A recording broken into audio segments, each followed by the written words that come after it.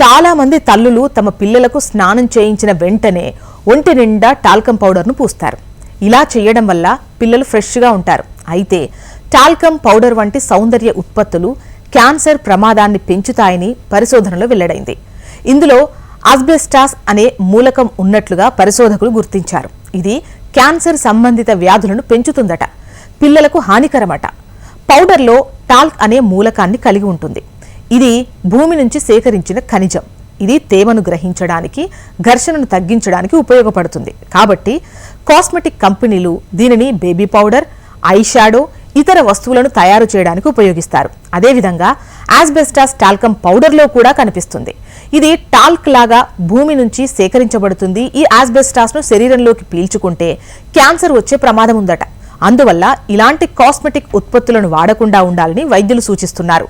Talcum పౌడర్లో cancer కారకాలు ఉండొచ్చు. క్యాన్సర్ పై పరిశోధన చేస్తున్నప్పుడు టాల్కమ్ పౌడర్ను క్యాన్సర్కు కారణమయ్యే పదార్థాలు చేర్చారు.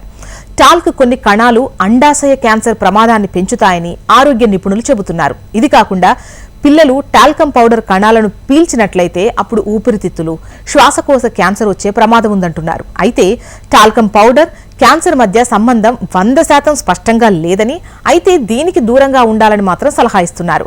మీరు కూడా పిల్లలకు టాల్కమ్ పౌడర్ వేయాలనుకుంటే వైద్యుల సలహా మేరకు నాన్ కాస్మెటిక్ పౌడర్ వాడండి.